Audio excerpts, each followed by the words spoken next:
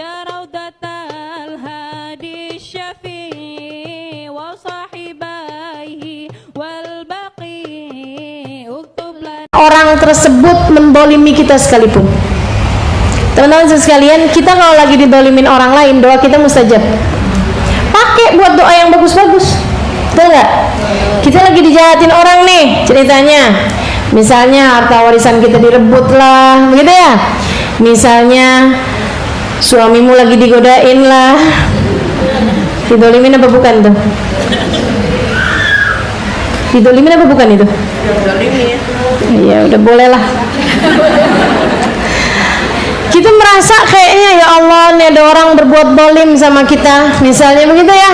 Kita dikata-katain, kita difitnah, kita di apa misalnya gitu.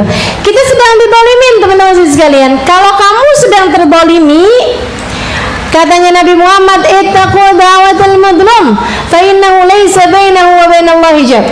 Takutlah kamu dari doanya orang yang terdolimi, antara dia sama Allah nggak ada penghalang. Doanya menembus lapis langit, teman-teman sekalian. Nah, ketika kamu sedang dalam keadaan terdolimi, doamu mustajab, maka berdoalah yang bagus-bagus. Benar gak? Kita lagi terdolimi nih, angkat tangan, ya Allah, pengen punya rumah yang gede, nggak pakai kontrak, jadi nggak kesusahan buat bayar tagihan tiap bulan, gitu ya. Pengen punya mobil, jadi saya kalau pergi ke pengajian nggak telat-telat nungguin Grab, kalau macet nggak terlalu macet karena lagi ini gitu kan, nggak kena hujan karena naik motor. Teman-teman sekalian, saya melihat doamu sedang mustajab, doa yang enak-enak. Ya Allah, suami saya biarin cinta sama saya, istrinya, ya Allah. Begitu ya? Ya Allah, anak-anak saya jadikan anak-anak yang soleh-soleha, bisa bawa kesenangan hidup bagi kami orang tuanya dunia akhirat. Ada banyak doa-doa yang enak-enak dunia dan akhirat. Gitu gak? Doanya lagi nggak ada penghalang antaramu sama Allah. Doa yang enak, ya Allah, pengen biar ketemu sama Nabi gitu, biar lewat mimpi juga, gitu kan? Jadi setiap kali ada yang dolimin kita, ya Allah, ketemuin sama Nabi, ya Allah, gitu. Enak bener. Ya Allah, nanti di hari akhirat tempat saya jangan jauh-jauh dari Nabi Muhammad. Gitu teman-teman sekalian. Jadi kalau bilangin gitu, kamu tadi habis dikata-katain, alhamdulillah, bentar ya. Ya Allah, gitu doa. Pokoknya kita kalau lagi didolimin orang, doa kita mustajab, teman-teman sekalian. Jangan sampai kemudian kita malah ngedoain buruk buat orang lain tadi itu, yang mendoakan buruk kepada kita atau yang melakukan keburukan pada kita. Ada orang dolimin kita, gitu ya. Ada orang, ada saudara kita misalnya, atau siapa kita, ngerebut harta warisan kita misalnya gitu, yang seharusnya jadi harta warisan buat kita dan keluarga kita. Sampai kita nggak bisa apa-apaan karena udah naik banding segala macem, terus akhirnya kan ini hukum kadang bisa dibeli. Jadi sekalian akhirnya dimenangkan sama dia. Nggak jadi soal, nggak usah doain buruk. Jangan sampai kemudian angkat tangan, ya Allah, Engkau tahu apa yang sudah dilakukan hamba-hambamu kepada hambamu ini, ya Allah. Ya Allah, habisi hartanya sampai 7 turunan. Teman-teman sekalian saya muliakan, itu doanya, doamu buat dia lebih besar daripada keboliman yang telah dia lakukan loh. Itu kan katanya Nabi Muhammad SAW kayak gitu. Nabi itu satu ketika lagi liatin gitu, kayak lagi nonton sesuatu, terus Nabi ketawa terus nangis gitu. Sahabat ngelihat Nabi ketawa terus sedih gitu. Sahabat nanya, kenapa Rasul? Lucu, kata Nabi Muhammad. Kenapa gitu? Itu loh, ada 2 orang, si A mendolimi si B, kemudian si B mendoakan buruk kepada si A. Maksudnya dia didolimin, si A didolimin sama si B, gitu ya. Si A ini kemudian mendoakan si B. ngebalasnya dengan doa, ya Allah balas dia ya Allah begini begitu segala macam.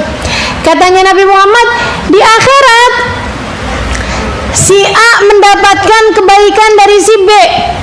Habis itu kemudian dihitungkan doanya dia kepada si B, Allah kemudian ambil balik malah lebih banyakkan pahalanya si A yang diambil buat B daripada apa yang telah diambilkan tadi itu.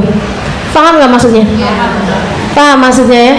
Jadi ini dia dijahatin, tapi kemudian dia malah ngedoain buruk kepada yang berbuat jahat sama dia. Ngedoain buruknya lebih, teman-teman saya sekalian, ngedoain buruknya lebih. Kayak orang sendalnya dicuri gitu ya, dia ngedoainnya bukan cuman sendalnya biarin ini, biar dia juga sendalnya hilang, nggak gitu. Tapi dia doain biarin kakinya pincang, kaki sama sendal malan mana? Itu loh teman-teman saya sekalian, itu dia tuh. Itu yang akhirnya kemudian menjadikan dia karena doanya tidak sebagai orang yang terdolimi, malah sebagai orang yang membolimi. Yang mestinya dia mendapatkan kebaikan dari orang yang didolimi, sekarang malah dari orang yang mendolimi dia dapat pahalanya, kan begitu ya. Sekarang dia malah mesti menyerahkan pahalanya kepada orang yang waktu di dunia mendolimi dia. Gak enak bener. Udahlah di dunia terdolimi, di akhirat malah pahalanya dia yang diambil buat ngasih orang yang mendolimi dia waktu di dunia. Rugi bandang, rugi bandar nih teman-teman sekalian. Rugi bandar, ini ruginya bener-bener rugi gitu loh. Makanya teman-teman saya sekalian ini yang pintar. Kalau ada orang berbuat dolim kepada kita, dah ikhlasin, doain. Doa apa? Kalau dia sih biarin dapat hidayah, kan begitu ya. Tapi doamu ini lagi mustajab, berdoalah dengan doa yang bagus-bagus. Berdoa dengan doa yang enak-enak. Doain dengan doa yang cakep-cakep, doa yang tidak akan kamu sesali. Doain anakmu, doain keluargamu, doain gurumu, doain saudari-saudarimu, semua doain. Seneng bener lagi dikasih kesempatan doa mustajab, lagi diampunin dosa-dosamu sama Allah Subhanahu wa taala. Alhamdulillah. Jadi sekalian kita bisa lihat bagaimana para ulama-ulama dulu ketika mendapatkan kedoliman, seperti apa mereka membalas kedoliman tersebut. Gak ada ceritanya loh keluar dari lisannya doa buruk, gak ada ceritanya teman-teman saya sekalian. Ibrahim bin Adham lagi jaga kebun kurma. Ibrahim bin Adham itu namanya terkenal, orangnya nggak terkenal, mukanya nggak terkenal. Kan ada tuh orang kayak gitu, namanya terkenal, mukanya nggak terkenal. Zaman itu emang belum ada foto, belum musim Instagram, ya nggak? Jadi orang nggak tahu juga Ibrahim bin Adham tuh yang mana orangnya gitu. Beliau bukan yang gimana-gimana gitu, biasa-biasa aja. Tapi semua orang tahu bahwa Ibrahim bin Adham seorang waliullah. Ibrahim bin Adham itu adalah orang yang doanya mustajab, faham orang. Ribut amat bu. Ayo dibantuin konsentrasi teman-temannya, sahabat-sahabatnya dengan tidak mengadakan kegiatan berbicara selama kajian kita berlangsung ya. Sedikit sekalian, akhirnya kemudian Ibrahim bin Adham ini lagi kehabisan uang buat sekedar makan, nggak ada. Jadi akhirnya Ibrahim bin Adham kemudian kerja. Beliau pindah-pindah, orangnya nggak mau terkenal. Kalau udah terkenal di satu kampung, pindah kampung yang lain yang orangnya nggak berkenal gitu. Beliau ngelamar kerja jadi penjaga kebun kurma. Dia kemudian jagain kebun kurma. Orangnya nggak tahu nih, yang punya kebun nggak tahu kalau itu adalah Ibrahim bin Adham. Jadi dia ini jagain kebun kurma, dia jagain aja. Lagi dia emang sengaja nyari kerjaannya yang tetap bisa ditinggal buat ibadah, buat sholat, buat zikir gitu ya. Rijalun la tulhihim tijaratun wala bai'un an dzikrillah. Orang-orang yang kerjaan, kesibukan tidak membuat mereka lalai dari mengingat Allah. Itu Allah muji orang-orang yang seperti itu. Kamu kerja silahkan, kamu berkegiatan silahkan, tapi jangan sampai melalaikanmu dari Allah. Makanya para ulama-ulama banyak yang tetap bekerja meskipun mereka tetap menjadi ahli zikir. Kayak yang kemarin saya ceritakan, Uwais Al-Qarni tetap menggembalakan kambing, kan beda ya, tapi gembalain kambingnya tidak membuat beliau lalai. Jadi saya sekali Ibrahim bin Adham jagain kebun kurma, sholat gitu. Habis itu nanti dia nyiram-nyiram, habis saya nyiram-nyiram baca Quran, habis itu dia santai enak gitu kan, ibadah tapi nggak ketara jadinya. Lagi dia siram-siram airnya, kemudian ada dipanggil sama seorang laskar, seorang polisi. Sini pak, nih. Datang dari Ibrahim bin Adham, tolong ambilin itu anggur yang sebelah situ tuh kayaknya manis tuh. Kata Ibrahim bin Adham, Pak, saya bukan yang punya, saya cuman kerja di sini jadi tukang jaga kebun kurma. Bapak yang saya tahu bukan yang punya kebun. Kamu nih gak tahu apa siapa saya? Saya nggak tahu siapa bapak, tapi yang saya tahu bapak bukan yang punya kebun. Jadi saya nggak mau ngambilin kecuali dengan izinnya yang punya kebun, Pak. Udah kebanyakan ngomong, saya nih disebutin namanya, saya polisi yang daerah sini nih. Cepetan tuh ambilin yang sebelah situ, kayaknya udah pada matang. Katanya Ibrahim bin Adham, aduh maaf Pak, maaf, bukan gimana, saya tuh kan di sini jadi tukang jaga Pak. Kalau saya ambilin padahal ini bukan punyanya bapak, kan berarti saya nggak jaga, berarti saya nggak amanat dong sama kerjaan saya. Aku kebanyakan ngomong kamu, ayo cepetan. Jangan gitu Pak, saya tuh takut, ini kan amanat buat saya Pak. Ya ampun, kamu kebanyakan ngomong, cepetan tuh ambil yang sebelah situ. Aduh Pak, maaf, saya nggak berani, dah pokoknya maaf. Ayo cepetan Pak. Ya ampun Pak, maaf Pak, nggak tahan polisinya. Digampar. Subhanallah, ini kekasih Allah nih ya. Begitu digampar, dia langsung pegangin kepalanya sambil bilang, hadar ra'as kam qad asatrabaha. Ya, ini kepala emang banyak maksiatnya nih. Kayaknya tuh digampar, emang pantas banget gitu. Hadar ra'as kam qad asatrabaha. Ini kepala emang kerjaannya maksiat mulu nih sama Allah, lalai mulu nih sama Allah. Jadi ketika ada orang gampar, itu yang dia lihat bukan orang ini gampar saya, tapi Allah menggerakkan orang ini buat gampar saya. Kenapa nih Allah? Iya sih emang kepalanya tukang maksiat gitu. Keren ya. Ya Allah, kita kepengen nih punya kayak begini nih. Hati yang tahu mengembalikan segala sesuatu kepada Allah. Hati yang faham makna inna lillahi wa inna ilaihi raji'un. Hati yang faham makna la haula wa la quwata illa billah. Hati yang faham inna lillahi wa inna ilaihi raji'un, semua punya Allah, kepada Allah kembali. Hati yang faham la haula wa la quwata illa billah, enggak ada yang mendatangkan kebaikan, enggak ada yang mendatangkan keburukan, semuanya dari Allah Subhanahu wa taala semua. Faham, nggak ada yang bergerak kecuali dengan izin Allah. Faham makna la ilaha illallah, la masyhuda illallah, nggak ada yang disaksikan, nggak ada yang ada di atas muka bumi ini kecuali dari Allah Subhanahu wa taala.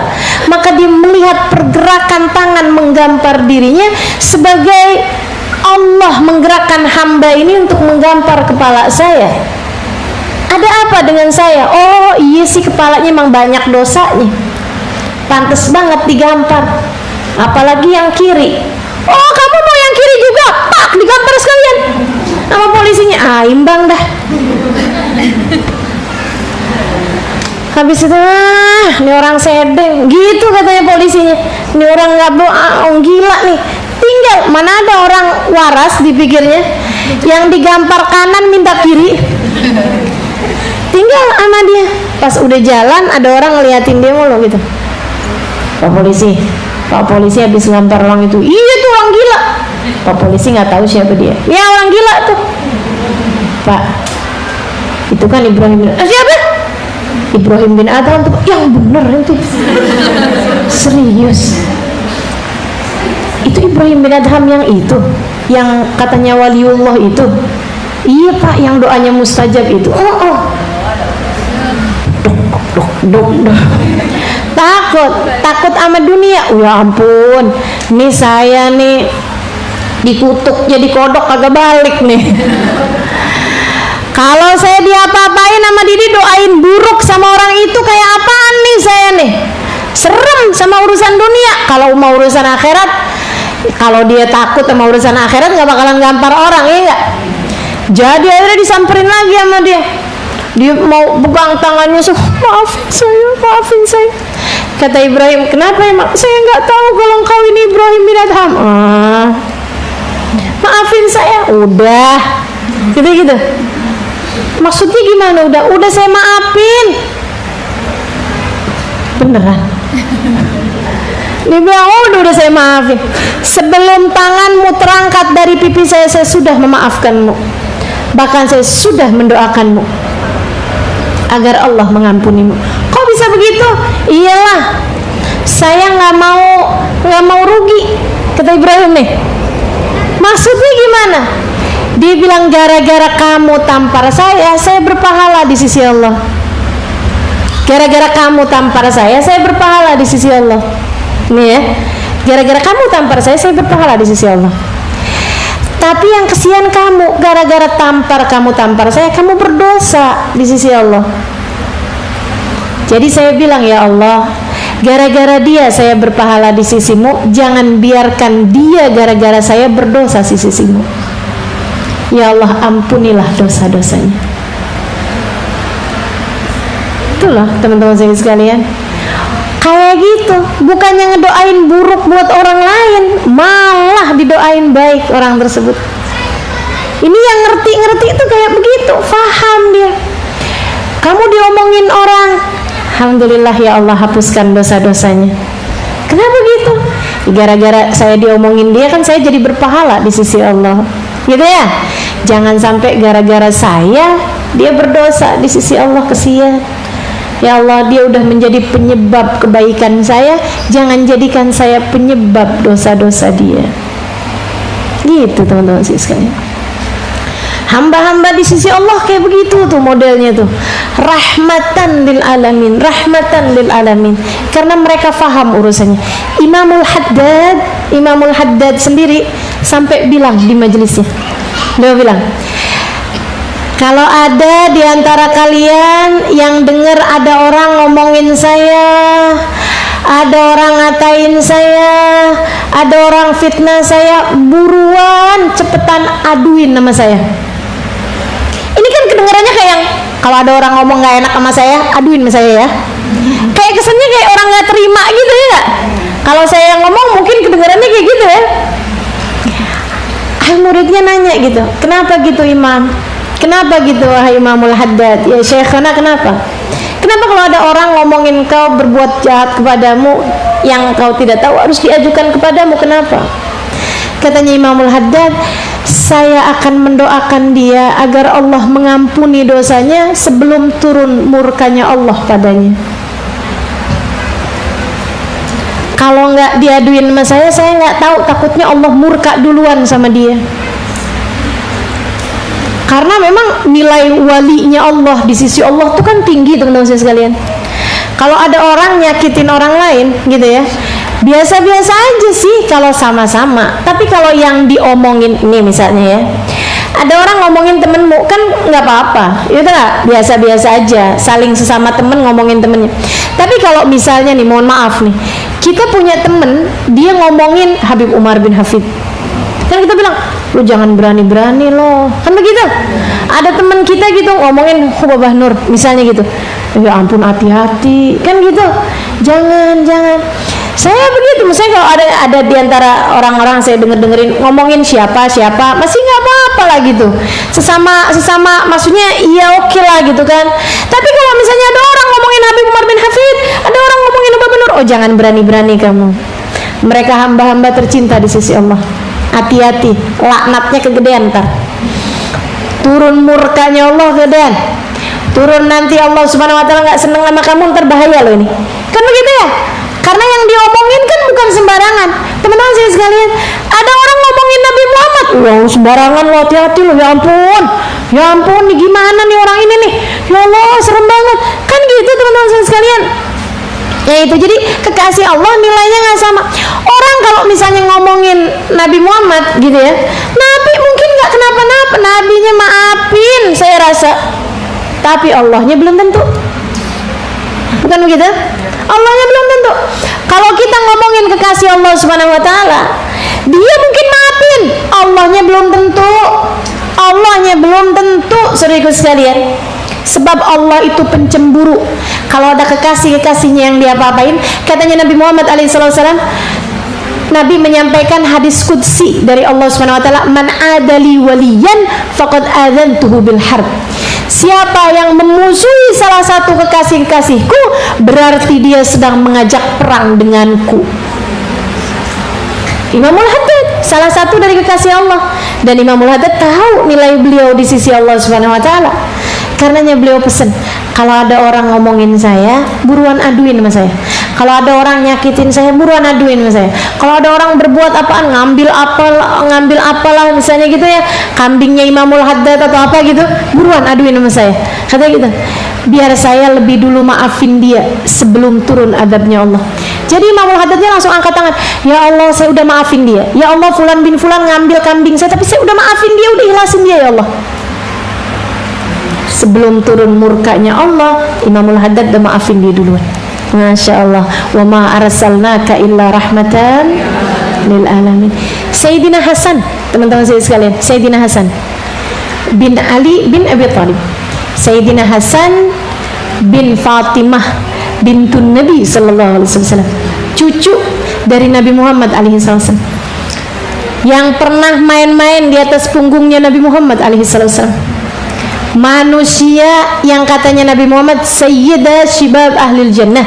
Dua orang ini, Hasan Husain, adalah pemimpin pemuda-pemudi surga. Jadi kalau pemuda-pemuda surga nih, pemuda-pemudi surga itu idolanya mereka, pemimpinnya mereka adalah Sayyidina Hasan dan Sayyidina Husain. Sedikit sekali yang saya muliakan, Sayyidina Hasan meninggal di usia 53 tahun dalam keadaan diracuni. Siapa yang racun? Gubernurnya, gubernur Madinah. Kenapa ngeracun? Saudaraku sekalian, cinta terhadap kekuasaan. Ini mau penyakit paling ngeri nih. Urusan-urusan politik nih, urusan kekuasaan nih, yang halal jadi haram, yang haram jadi halal. Urusannya kepentingan. Bahkan sampai cucu Nabi nggak dianggap loh ini. Gara-garanya dia ngerasa nih kayaknya orang Madinah selagi Hasan masih hidup lebih dengerin dia daripada saya. Ya kalau kamu gubernur yang benar, mestinya kamu juga ikut dengerin Sayyidina Hasan, kan begitu? Orang Sayyidina Hasan nggak bakalan juga mau ngerebut-ngerebutin kekuasaannya gubernur ini, ada apa gitu? Kalau beliau mau bukan hanya jadi gubernur, teman-teman saya sekalian, jadi khalifah, kan begitu? Sedikit sekalian saya muliakan. Jadi nih nggak demen si gubernurnya Madinah ini sama Sayyidina Hasan. Dia bikin taktik strategi, bayar orang yang lamar jadi pelayannya Sayyidina Hasan. Sayyidina Hasan nggak ada kecurigaan apa-apa, semuanya baik-baik aja. Sedikit sekalian, sehari, 2 hari, seminggu, 2 minggu, orang bayarannya gubernur nih emang. Iya benar, orang bayarannya gubernur.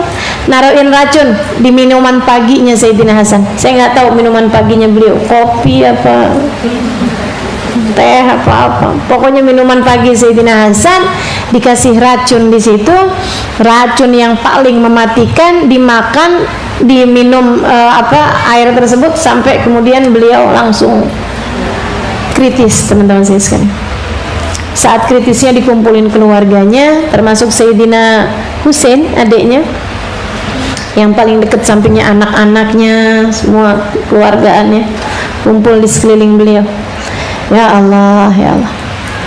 Dia kasih isyarat dengan matanya kepada Sayyidina Husain untuk mendekat, karena dia mau menyampaikan pesan-pesan terakhir dalam hidupnya. Deketin telinganya Sayyidina Husain.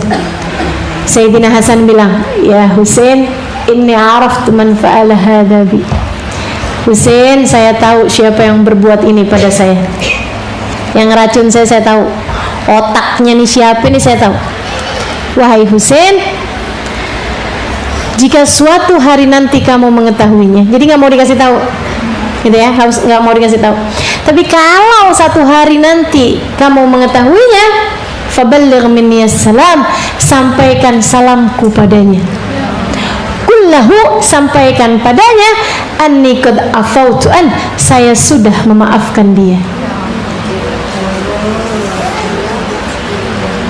Saudara sekalian dengar, yang habis itu meninggal loh nih, habis itu beneran meninggal. Kematiannya disebabkan karena diracun sama seorang pejabat yang gak demen sama beliau. Dan itu sebelum kematiannya, sampaikan padanya, saya sudah memaafkan dia. Akhlakul karimah, saudaraku sekalian. Hati yang lebih lapang daripada samudra. Kenapa bisa begitu? Beliau berpikir nih, gara-gara diracun saya mati syahid di jalan Allah. Toh dunia juga udah nggak terlalu enak amat juga, ya kan ya? Saya mati dengan jalan orang ini, saya matinya jadi syahid. Karena orang matinya diracun kan syahid.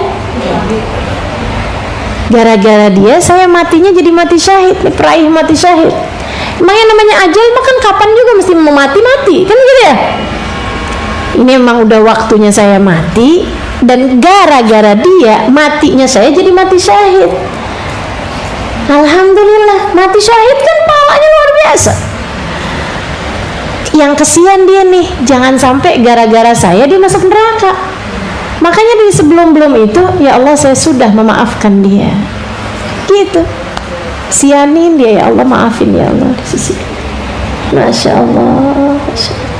Ini saudaraku sekalian, barang kasih Allah, nggak pernah keburu mendoakan buruk buat siapapun, karena mereka sibuk mendoakan baik untuk siapapun. Nggak keburu menebar kebencian untuk siapapun, karena mereka terlampau sibuk menebar kebaikan bagi siapapun. Nggak keburu untuk menebar-nebarkan permusuhan kepada siapapun, karena mereka adalah hati yang Allah berkata tentang pemimpin mereka, wa ma arsalnaka illa rahmatan, tidaklah kami utus engkau wahai Nabi Muhammad melainkan sebagai bentuk kasih sayang kami kepada seluruh semesta. Mereka bagian dari wa ma arsalnaka illa rahmatan lil alamin. Jadi kita kalau mau ngelihat diri kita, sudahkah kita berada di siratal mustaqim, yang mana siratal ladzina an'amta alaihim? Ini kita tinggal lihat aja, saya deketan sama wa ma arsalnaka illa rahmatan lil alamin, atau dekat sama inna syaitan ya'idukumul faqra wa ya'murukum bil fahsya. Sesungguhnya setan selalu menjanjikan kemiskinan dan mengajak orang berbuat kejahatan. Kamu menebar kebencian, menebarkan permusuhan, menakut-nakuti orang dengan kemiskinan, menyebarkan kemaksiatan, atau kamu menjadi bagian dari wa ma arsalnaka illa rahmatan lil alamin. Tinggal kamu lihat, untuk kamu bisa tahu ihdinas siratal mustaqim ini udah diijabah belum oleh Allah Subhanahu wa taala dari diri kita, yang selalu kita lantunkan setiap salat kita. Ini jalannya teman-teman sekalian. Orang-orang yang sibuk menebarkan kebaikan sehingga tidak memiliki waktu untuk menebarkan permusuhan dan kebencian. Yang terang-terangan mau ngeracun aja bisa dimaafin. Bukan mau loh, sudah. Yang terang-terangan meracuni dia dan menyebabkan kematian baginya dimaafkan dengan begitu mudah, saudariku sekalian. Untuk kita lihat diri kita, gampang gak maafin orang? Kalau yang sampai segitu susahnya maafin orang, seumur hidup gak bakalan aku maafin. Atau yang gini, di dunia sih saya maafin, tar di akhirat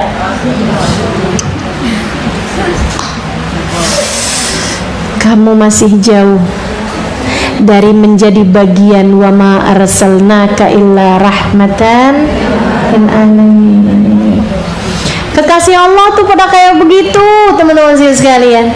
Nggak pernah ngelihat dirinya terdolimi, walaupun kenyataannya memang terdolimi. tapi nggak pernah ngelihat dirinya terdolimi. Kenapa? Karena kalau ngelihat dirinya terdolimi berarti ngelihat perbuatan Allah dolim kepada dia. Karena dia tahu nggak ada sesuatu apapun, siapapun bisa berbuat kedoliman. Nggak ada siapapun bisa melakukan apapun tanpa izin Allah, kan begitu? Jadi kan dia ngelihat Allah semua tuh. Sementara dia baca dalam Al-Quran, maka Allah bidzallamin lil ibad. Allah tidak pernah berbuat zalim kepada manusia, dan dia ngelihat semua perbuatan orang adalah perbuatannya Allah. Makanya dia nggak pernah ngelihat kezaliman. Teman-teman sekalian saya muliakan, makanya dia selalu bisa menebarkan kebaikan karena dia ngelihat semuanya adalah apa yang Allah Subhanahu wa taala telah tetapkan dalam kehidupan. Nggak ada sesuatu terjadi kecuali dengan izin Allah. Makanya sampai kepada penjahat paling laknat sekalipun mereka bisa memandangnya dengan pandangan penuh rahmat. Para wali-walinya Allah, para kekasih-kekasihnya Allah, para ulama-ulama kita, orang-orang soleh di atas kita, teman-teman sekalian, kepada penjahat paling laknat sekalipun mereka tetap dapat memandangnya dengan pandangan penuh rahmat. Ada salah satu dari habaib kita, dia lagi tidur di waktu malam, ada pencuri masuk. Habibnya baringan gitu ngadep ke arah kiblat. Yang ngadep ke arah kiblat berarti ngadep ke arah dinding. Dia di belakang. Orang itu periksa laci pelan-pelan. Habibnya senyum aja. Dari ngadep tembok. Kesian gitu. Ya Allah, nyari apa tuh?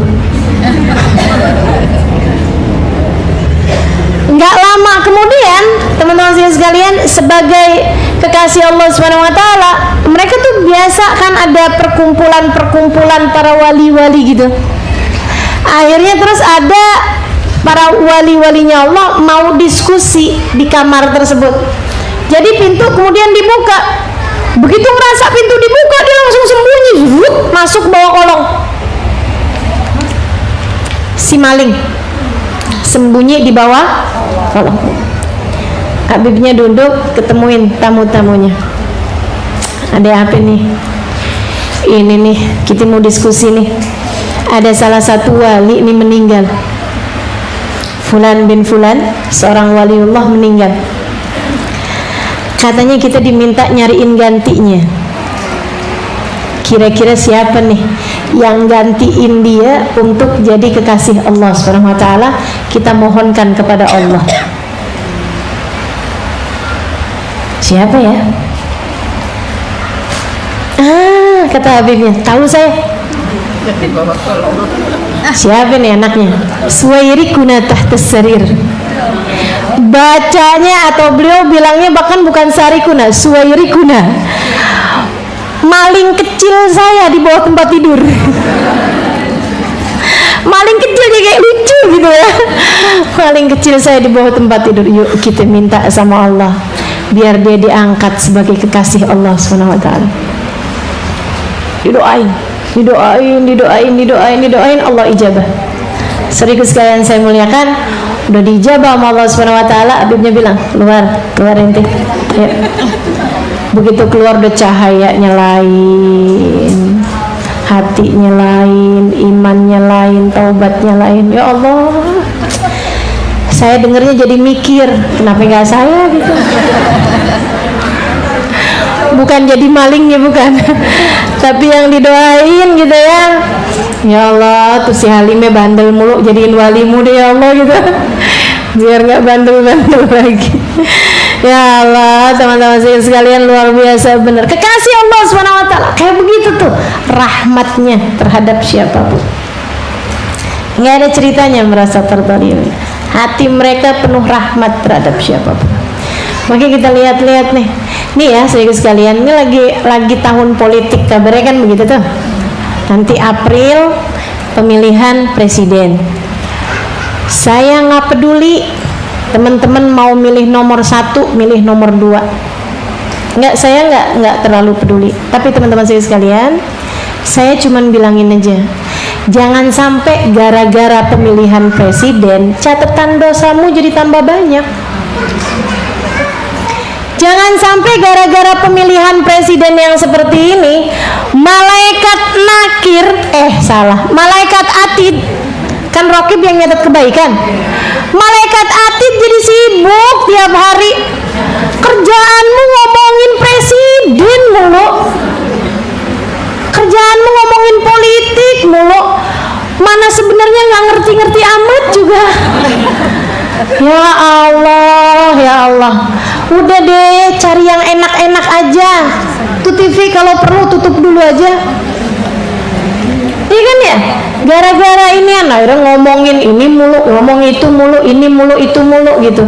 Andai kita nggak ngomong, nggak jadi pertanyaan kubur. Kenapa ente nggak ribut-ributan dulu urusan pemilihan presiden? Nggak ada, serius sekalian. Nggak perlu apa-apa kok, perlu dipilih doang, dicoblos, ntar sehari doang. Kenapa sibuknya dari sekarang? Betul nggak? Sampai beranteman suami sama istri. Banyak tuh kejadiannya kayak begitu. Saudara sama saudara berantem, si ini fanatik nomor 1, si itu fanatik nomor 2. Iya.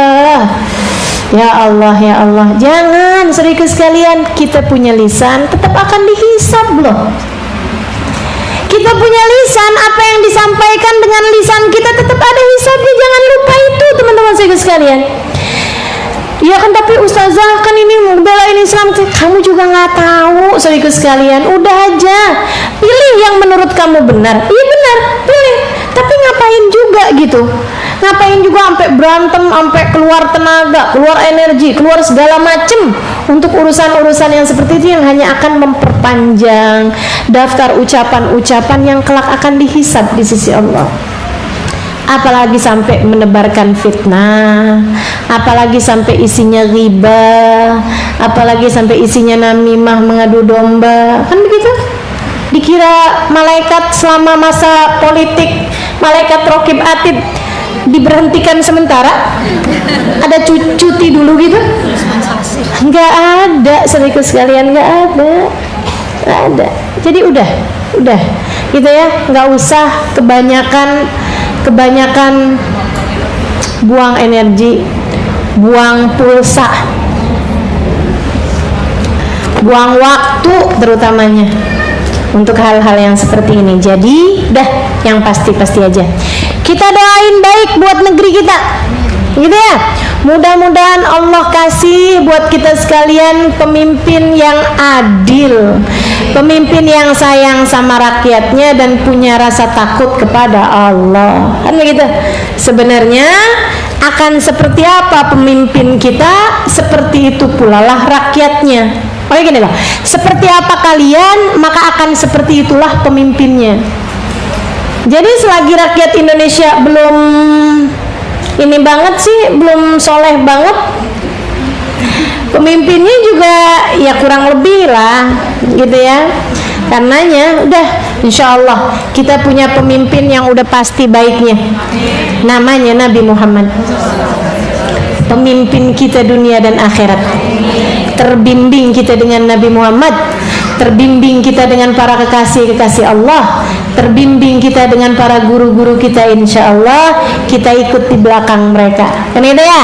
Nah, udah, insya Allah seperti itu ya teman-teman saya sekalian. Sambil kita doain negeri kita mudah-mudahan diangkat dari segala bala. Mudah-mudahan negeri kita selalu Allah Subhanahu Wa Taala berikan segala kebaikan-kebaikan padanya. Insya Allah dijauhkan dari peperangan, dijauhkan dari mara bahaya, dijauhkan dari segala bencana alam. Amin ya Rabbal Alamin birahmatika ya Arhamar Rahimin. Ustazah, waktu yang pemilihan gubernur kemarin Ustazah itu kok, oh iya kan jelas kalau itu ya. Kalau sekarang kan apa-apalah. Jadi gitu teman-teman sekalian. Wa du'a alal muslimin, bisa maksud saya sekarang ini kan kedua-duanya sama-sama calonnya itu muslim. Kan begitu? Nah, itu jadinya. Wa du'a alal muslimin bisyar.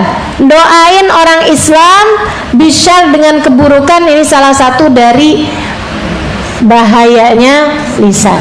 Pokoknya jangan pernah doain buruk buat siapapun, jangan pernah nyumpain buat siapapun, apalagi jika dia adalah orang Islam. Wal wa'dul kadzib, sumpah palsu, janji bukan sumpah, janji yang palsu. Serius sekalian, orang tuh sering janji kalau dia lagi seneng. Orang kalau lagi seneng dia janji, orang kalau lagi benci dia nyumpahin, kan gitu ya. Kalau lagi benci doain buruk, kalau lagi cinta, lagi sayang, dia janji. Ibu-ibu sama anak-anaknya pada suka janji, begitu kan? Janji gitu loh. Padahal akhirnya dilanggar sendiri. Nah itu kan, jangan kayak begitu gitu. Ya ampun nak, mama minta maaf ya nak ya, kamu sakit kayak gini nak, mama minta maaf. Anakku sayang, pokoknya mulai sekarang tiap kali kamu apaan, mama akan selalu ada di sampingmu. Kamu jangan janji, teman-teman sekalian. Kapan ada ceritanya seorang ibu akan selalu berada di samping anaknya? Bisa? Nggak bisa.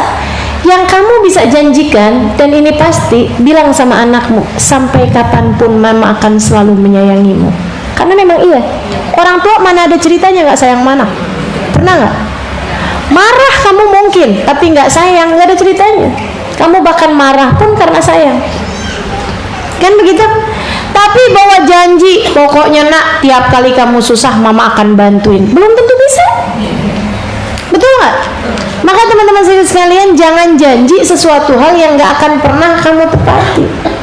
Bilang sama suaminya, kayak apapun keadaan kamu bang, saya nggak akan pernah ninggalin kamu. Jangan janji, saudaraku sekalian, jangan janji. Apalagi suaminya, suami sama istri itu, pokoknya walaupun makanan yang kebeli cuma 1 piring, bakal saya kasihin sama kamu aja.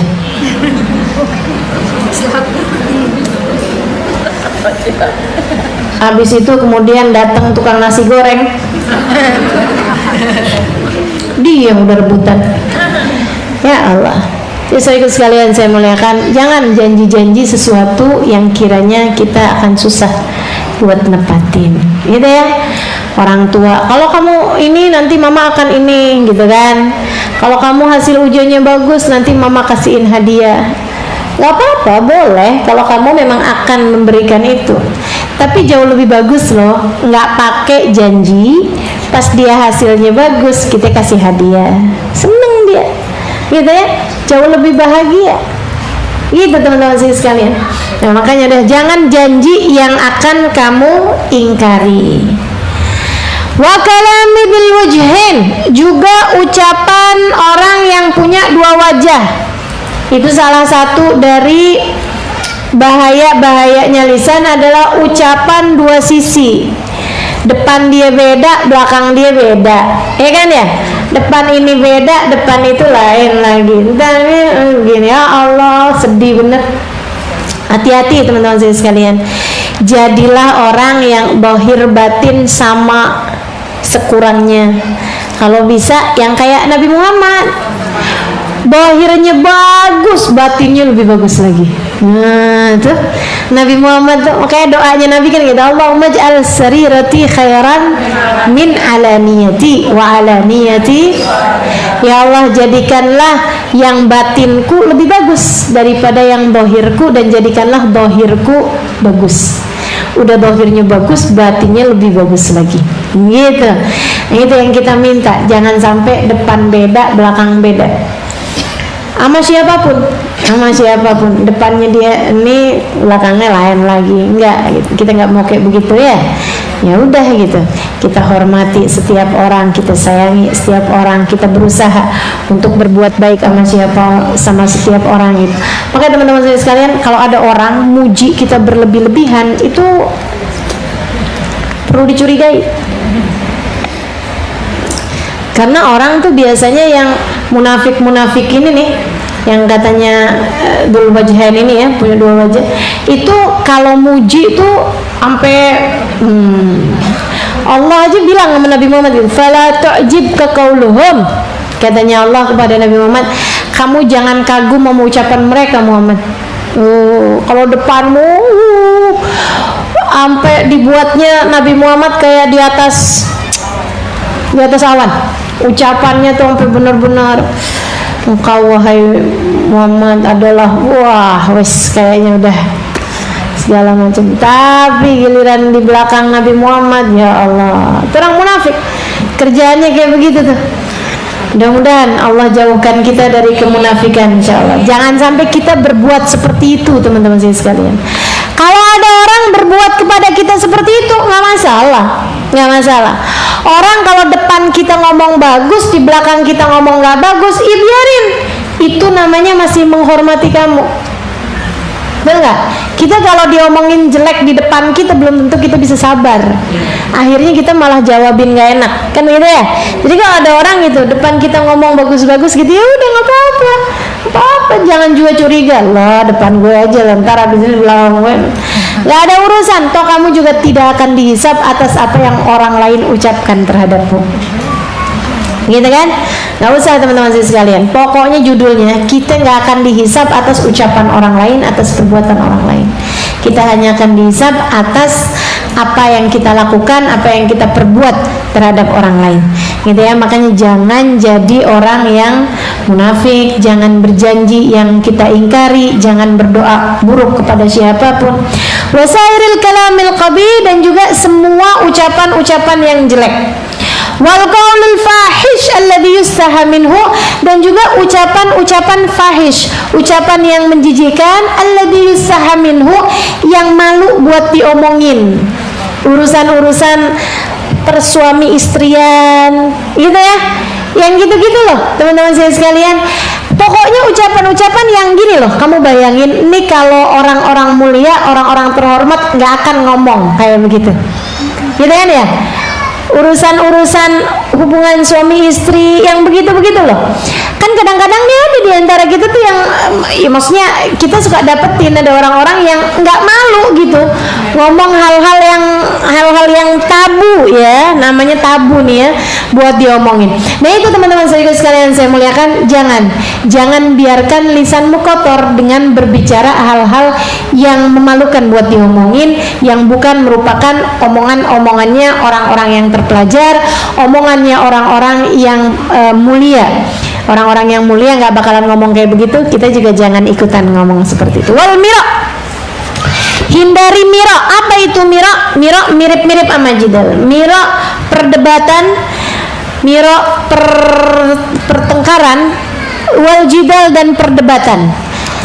Perdebatan teman-teman sekalian. Meskipun perdebatan ini juga ada yang diperbolehkan, seperti yang kata Allah Subhanahu wa taala. Kata Allah Subhanahu wa taala, ud'u ila sabilillah. Ajaklah orang ke jalan Allah bil hikmah, dengan kebijaksanaan. Wal mau'izatul hasanah, dan nasihat yang baik. Wajadilhum billati hiya ahsan. Dan debatlah dengan cara yang lebih baik jika memang itu diperlukan. Jadi kalau diajakin debat, oke, gitu kan ya. Tapi itu pun juga billati hiya ahsan, dengan cara yang paling tepat. Sedikit sekalian saya muliakan. Gitu, jidalnya dengan yang dikit tapi ngena gitu. Itu jidal baru namanya. Tapi kalau ngomong ngalor ngidul, apalagi pakai acara ngata-ngatain, apalagi pakai acara udah nggak usah deh, nggak usah. Jadi sekalian ilmu kita ini nih, ajaran kita nih ahli sunnah wal jamaah ada untuk diamalkan. Taunya untuk diamalkan, bukan untuk diperdebatkan. Saya oleh guru saya tidak pernah diajari berjidal. Bagaimana caranya agar kamu kalau debat menang? Nggak pernah ada. Ketika kita dikasih tahu dalil-dalilnya segala sesuatu, bukan untuk diperdebatkan, tapi untuk bisa mengajarkannya lagi kepada orang lain dan mendapatkan kemantapan. Kan itu. Kalau misalnya saya ngajar sama dalil-dalilnya, kan yang dengerin mantap. Gitu kan? Saya bawa ayatnya, saya bawa hadisnya, yang dengarkan, oh iya, enak nih, udah ikut nih. Kan begitu. Sehingga sekalian saya muliakan, bukan untuk diperdebatkan. Nggak pernah saya diajarin untuk berdebat. Karenanya kemudian saya pun juga melakukan hal yang sama kepada semua teman-teman yang hadir. Kalau ada yang nanya modelnya berdebat, nah itu saya malas-malas tuh buat jawabnya. Ustazah, hukumnya ini gimana sih sebenarnya? Dalilnya apa Ustazah? Cepetan jawab ya, ini saya lagi berdebat. Nggak bakalan saya jawab malahan. Mohon maaf, kita punya ilmu bukan untuk diperdebatkan. Oh, Ustazah Halimah nggak tahu jawabannya, makanya nggak dijawab. Nggak apa-apa. Lebih baik saya dikirain bodoh, nggak jadi masalah. Iya nggak? Emang apa juga gitu? Emang sebenarnya juga bodoh, teman-teman saya sekalian. Banyak hal yang kita nggak tahu, kan gitu ya? Ini nggak apa-apa. Dibilangin bodoh lebih mending buat saya daripada saya terhalang dari jalan surga. Kata Nabi Muhammad SAW, "Man tarakal mira wa huwa mubtil, banallahu lahu baitan fi rabtil jannah." Siapa yang meninggalkan perdebatan dan dia memang nggak tahu, teman-teman sekalian, dia nggak tahu jawabannya, atau dia keliru, dia salah, dia emang nggak mau debat gitu, udah deh ditinggalin sama dia perdebatannya. Sedikit sekalian saya muliakan, Allah bangunkan baginya rumah di surga yang paling bawah. Tapi kan surga biar kata bawah juga enak, adem teman-teman saya sekalian. Nggak apa-apa, biar emperan juga enak kok gitu. Nah itu siapa yang meninggalkan perdebatan karena emang nggak tahu, mau dipanjang-panjangin juga ntar kalah gue gitu kan ya, tapi ditinggalin gitu perdebatannya. Allah bangunkan baginya surga yang bawah. Siapa yang meninggalkan perdebatan sedangkan dia benar, sedangkan dia tahu, dia benar, dia ngerti cara jawabannya, dia faham ilmunya, tapi ditinggalin perdebatan tersebut, banallahu lahu baitan fi wasatil jannah, dibangunkan baginya rumah di surga yang tengah. Surga yang tengah. Sedikit sekalian saya muliakan, udah punya belum ilmu dalil-dalil ini itu apa segala macam? Kalau belum, berarti kalau kamu tinggalkan perdebatan, sekurangnya kamu udah dapet surga bawah. Kan gitu? Kalau saya misalnya udah tahu ilmu-ilmunya, udah tahu dalil-dalilnya, tapi saya tetap nggak mau berdebat, surga saya rada tinggian, ada di tengah-tengah. Para sahabat nanya, terus surga yang atas buat siapa Rasul? Kan tadi surga bawah, surga tengah, surga yang atas buat siapa? Liman hasuna akhlaqu, buat orang yang bagus akhlaknya, yang gak berpikir untuk berdebat sama sekali, gak ada kepikiran.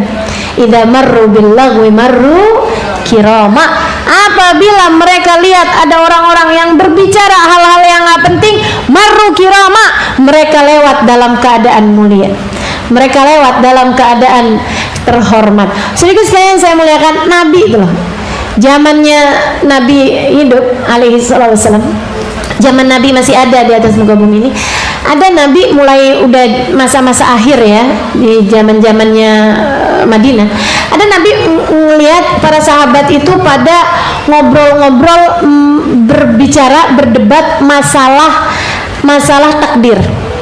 Ini sebenarnya gimana sih, ini kalau emang udah ditakdirin begini begitu kan, bukan ada debat gitu masalah takdir. Nabi kemudian lewat, "Mada tahaddatstum bih?" Kata Nabi, apa yang sedang kalian perdebatkan ini? Kalian lagi debat seru banget kayak begitu, urusan apa nih? Ini Rasul, kita lagi memperdebatkan masalah takdir. Sedikit sekalian, Nabi nggak nengahin, Nabi nggak ngasih tahu gini loh takdir itu gini gitu, enggak.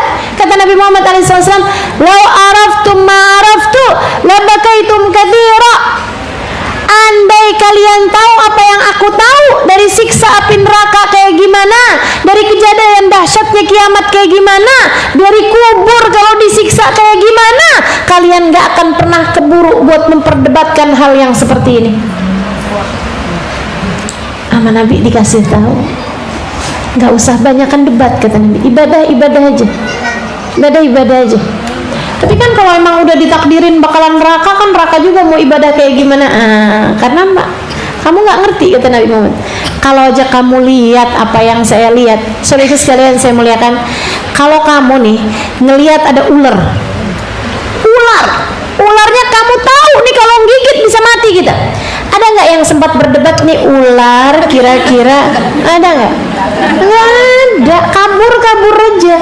Gitu maksudnya Nabi Muhammad. Kalau kamu beneran takut sama Allah SWT, kamu ngerti bener-bener yang akan kamu hadapi, kamu bakalan sibuk ibadah, nggak sibuk memperdebatkan. Kalau kamu ngerti akhirat, gitu ya, kamu pasti bakalan sibuk ngerjain sholat tarawih daripada memperdebatkan tarawih berapa rakaat, gitu loh maksudnya. Gitu maksudnya. Kalau kamu ngerti urusan akhirat, kamu bakalan sibuk untuk mendoakan, kamu bakalan sibuk untuk ngerjain sholat subuh. Jangan sampai tertinggal daripada memperdebatkan sholat subuh pakai kunut apa kagak. Gitu saudaraku sekalian. Ilmu ini bukan untuk diperdebatkan, ilmu ini untuk diamalkan. Kita amalin deh ilmunya sebenar-benarnya, nggak usah kebanyakan perdebatan. Saudaraku sekalian. Nah ini orang yang pada suka debat nih kalau ilmunya baru-baru nih. Orang pinter baru. Ya. Orang pinter baru biasanya pada pengen nunjukin bahwa dia itu berilmu, gitu kan ya. Kalau orang pinternya udah lama, gitu ya, udah ulama bukan baru lagi, udah jadi ulama, nggak pada suka debat tuh. Nah, Habib Umar tuh kalau diajakin debat sama orang, Habib senyum aja. Nanti kalau orang udah nanya panjang lebar gini gitu, Habib sambil doain gitu ya. Saya liatin wajahnya tuh kayak udah, ini pasti sambil doain orangnya. Dijawab dengan santun. Orangnya mutus lagi. Biasanya kan orang kalau debat kan kayak gitu. Tapi waduh, bawa dalil ini itu didengerin lagi sama Habib, santai, tenang. Kalau kemudian orangnya nggak bisa bener-bener mau ngajakin debat, ditinggalin sama Habib. Nggak ada urusan, teman-teman sekalian. Masya Allah. Para kasih Allah SWT seperti itu tuh. Mereka berdebat dengan penuh kebijaksanaan. Mereka berdebat dengan penuh ilmu yang Masya Allah sekalian. Ada salah satu ulama kita, Sayyid Muhammad bin Alwi bin Abbas Al-Maliki, ya, penulis Al-Insan Al-Kamil, pemilik pondok pesantren yang ada di Mekah sana kan, sekarang dipegang sama putranya namanya Sayyid Ahmad. Mudah-mudahan Allah panjangkan umurnya, sehatkan badannya, insya Allah kabulkan hajat. Jadi sekali yang saya muliakan tuh ayah beliau Sayyid Muhammad bin Alwi bin Abbas Al-Maliki, ulama terkemuka, tinggal di kota Mekah. Nah di kota Mekah itu kan banyak ulama-ulama yang pendapatnya beda tuh. Kayak nggak perlu sama Nabi, nggak perlu hormat, nggak perlu santun berdiri buat baca maulid, baca sholawat, baca salam bid'ah gini gitu kan gitu ya, yang nggak ada dalilnya semuanya. Termasuk diantara pembahasan mereka itu, semua yang ada dalam Al-Quran itu adalah petunjuk, nggak ada kata-kata samaran dalam Al-Quran, karena Al-Quran itu kan petunjuk. Kalau petunjuk kenapa harus ada kata-kata kiasan atau apa gitu? Nggak ada, gitu kan. Salah satu ulama-ulamanya mereka itu ada yang buta, dan itu ulama paling terkemukanya mereka, orangnya buta, teman-teman sekalian. Satu hari akan mengadakan perdebatan sama Sayyid Muhammad bin Alwi bin Abbas Al-Maliki. Ulamanya mereka dikawal sama banyak orang, sama ulama-ulama juga. Sama imamahnya tinggi-tinggi, jenggotnya aduh ininya udah hitam-hitam gitu ya. Dia ngajakin debat sama Sayyid Muhammad bin Alwi bin Abbas Al-Maliki. Pembahasan pertama mengenai adakah dalam Al-Quran kiasan. Kalau kita ini keyakinan kita terhadap Al-Quran, Al-Quran itu ada yang jelas, ada yang bayan, ada yang udah terang gitu ya. Ada ayat mubayyinat, ada ayat mutasyabihat, ada ayat perlu ditakwil. Nah itu kita tuh.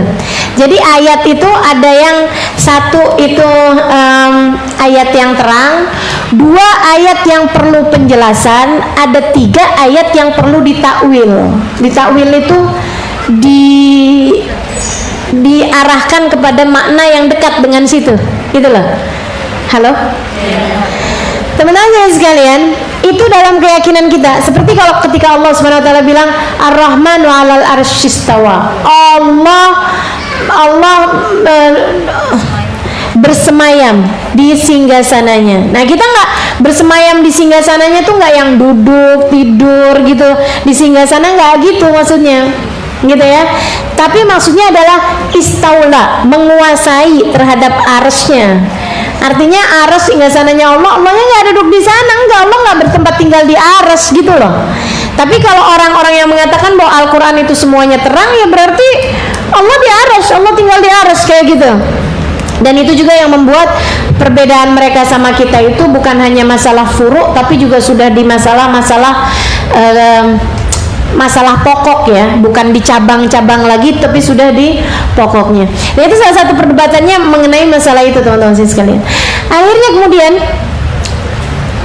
ditanya sama Said Muhammad bin Alwi Abbas Al-Maliki, jadi menurut kalian Al-Quran itu nggak ada kinayahnya, nggak ada kata kiasannya, nggak ada, katanya gitu, nggak ada kiasannya.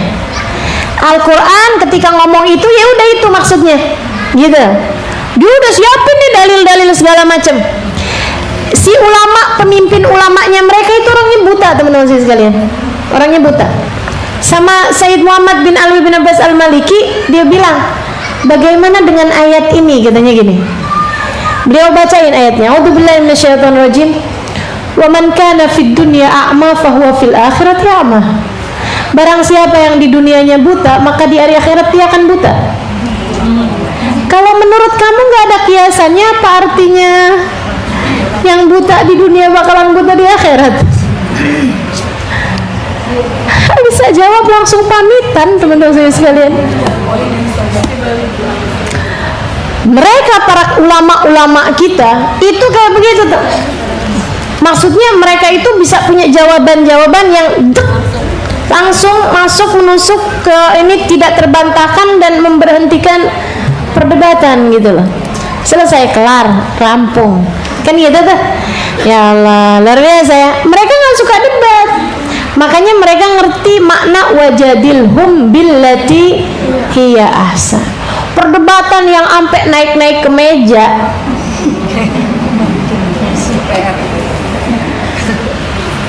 Itu perdebatannya orang-orang yang tidak berkelas, betul nggak? Kita ngelihatnya aja juga bisa lihat, ya ampun nggak berkelas banget sih, ya Allah, kayak gitu. Ngebayangin nggak saya naik-naik meja gitu berdebat sama orang? Saya juga naik sih ke meja, mau ngambil, mau benerin itu jam. Tapi kalau berdebat ngapain gitu kan ya? Ayolah teman-teman sekalian, apalagi kalau belum tentu bener kok kita, betul nggak? Kita nggak ngerti dalilnya juga, kita ikutin ulama-ulama kita, nggak usah kebanyakan berdebat, biarin aja. Jadi kalau teman-teman tuh, yuk ustazah suka ribet deh, ada grup WA nih kerjaannya debat mulu, saran saya silahkan keluar. Jangan buang waktu, jangan buang energi, jangan buang tenaga, pikiran, apalagi uang buat beli pulsa. Assalamualaikum, kakak perempuan saya selingkuh.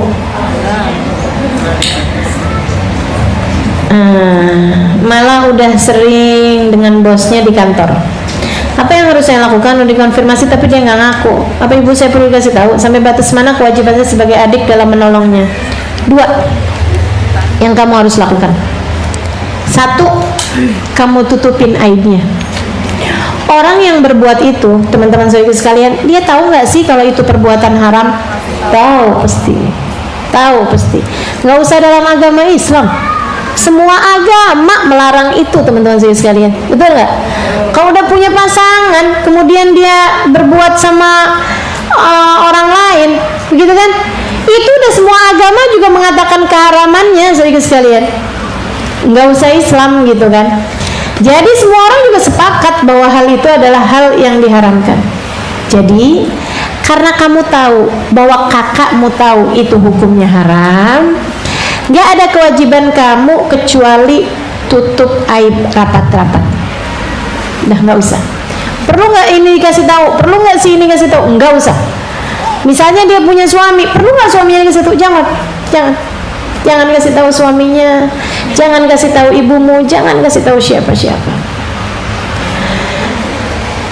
Terus gimana? Kedianya perlu nggak saya konfirmasi untuk maksudnya tobat gini gitu apa segala macam? Kamu udah pernah nyoba kan? Katanya malah dia nggak ngaku, maksudnya gitu kan? Ya udah nggak usah juga. Jadi yang pertama kamu lakukan adalah nutup aib, yang kedua kamu lakukan adalah doakan. Udah, itu doang. Itu doang, teman-teman sekalian. Tutup aibnya rapat-rapat. Nih kalau kita dapetin ada dosa yang antara dia sama Allah. Lain kalau dosa itu antara dia sama manusia. Gitu ya.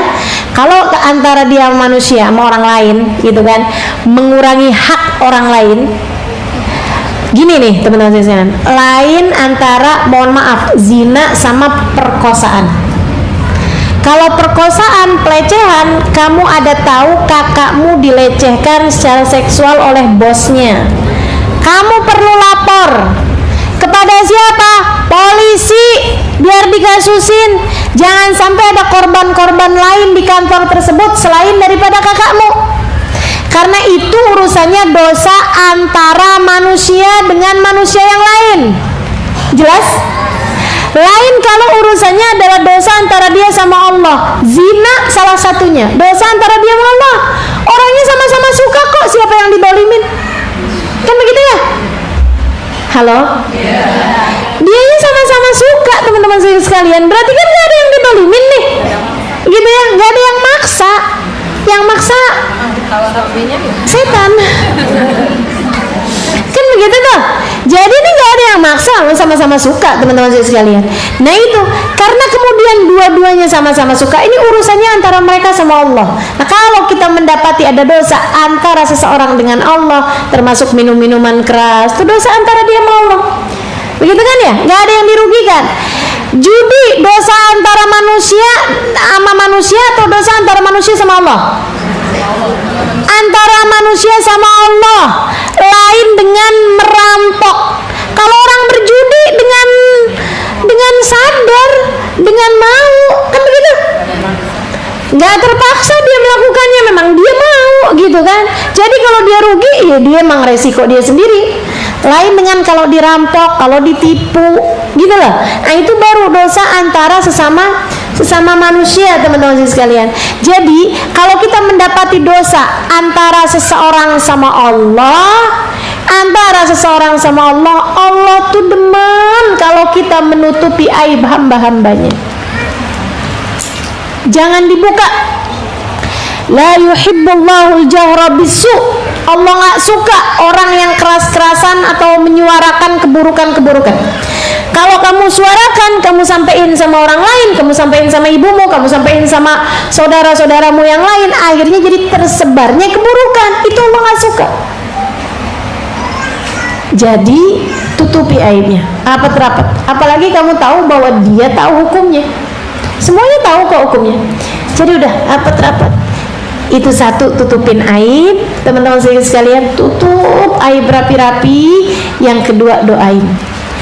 Bangunlah di waktu malam, saat sujudmu, di saat sholat-sholatmu, baik itu di waktu malam ataupun sholat-sholat yang lain, minta sama Allah, ya Allah, ampuni dosa kakakku ya Allah, taruhkan ia di jalan yang benar ya Allah. Teman-teman sekalian, jebakannya zina ketika orang sedang berada di dalamnya, ya Allah, abis ngerjain nangis, abis itu ketemuan lagi ngerjain lagi. Betul nggak?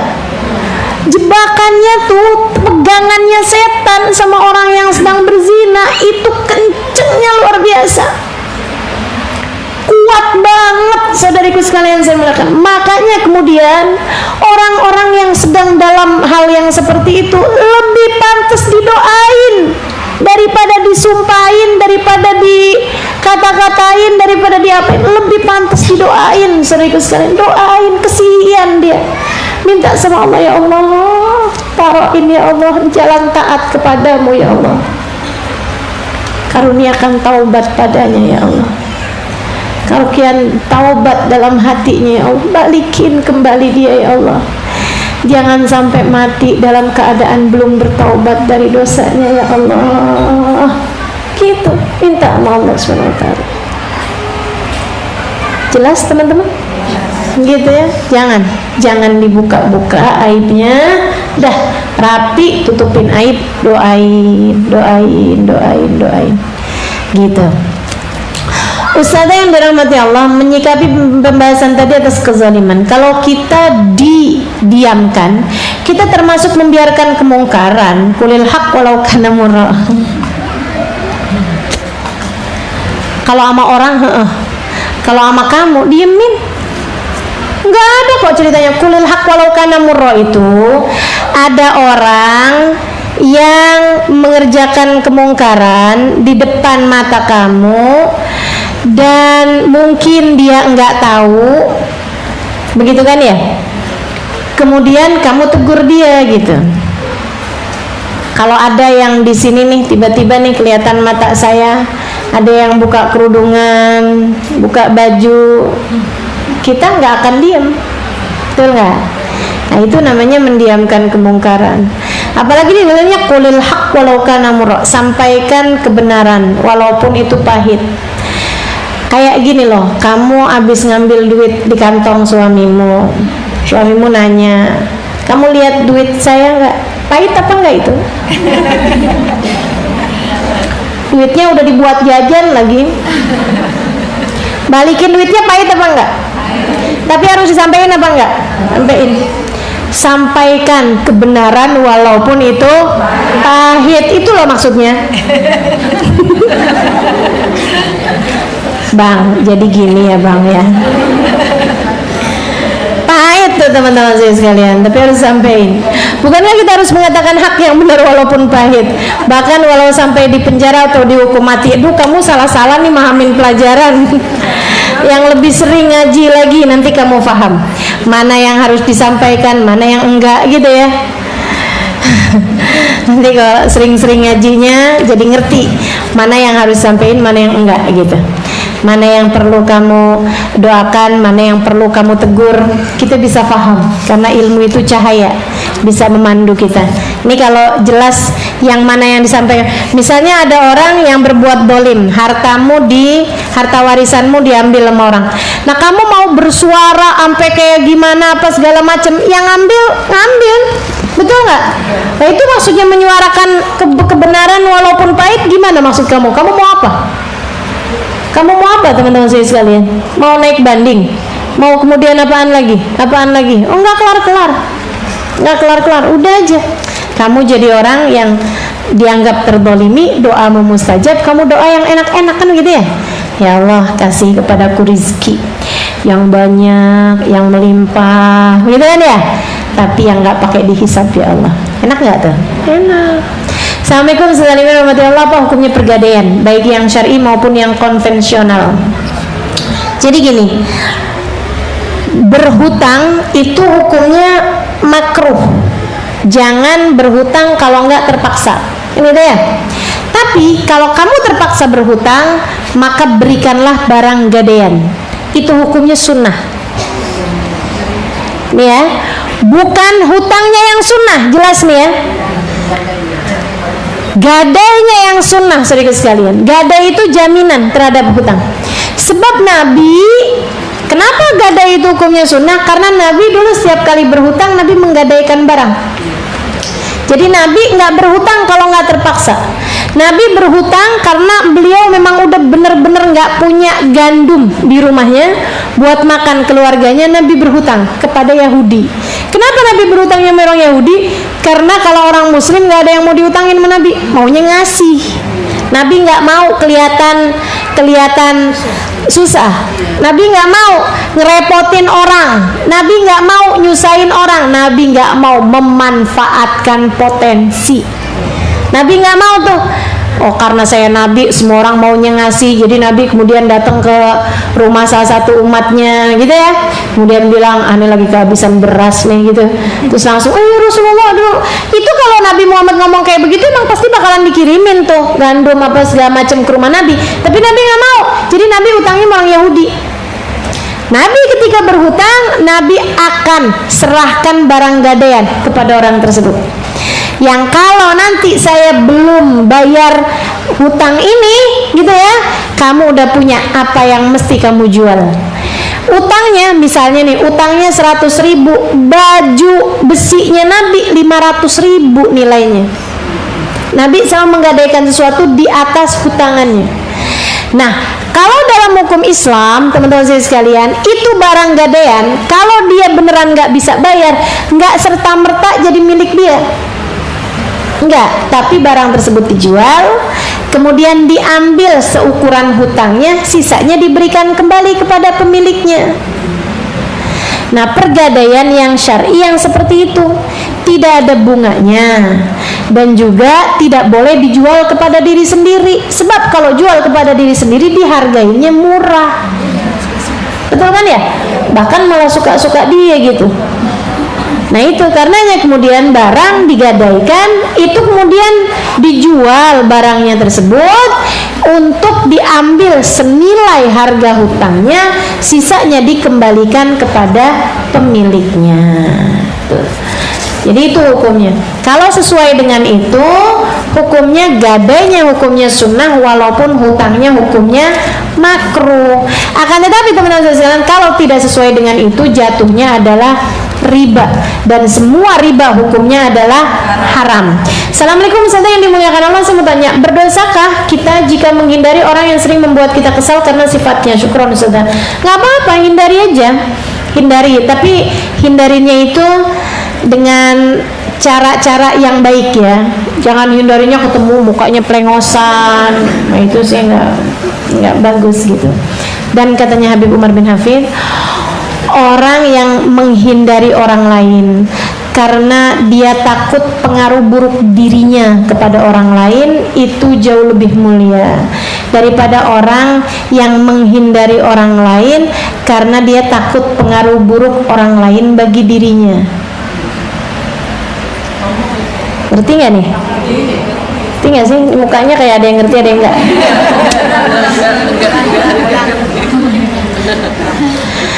Orang yang menghindari orang lain karena khawatir dampak buruk dirinya buat orang lain. Saya hindari aja deh si fulan. Kesian, saya bisa ngerusak dia.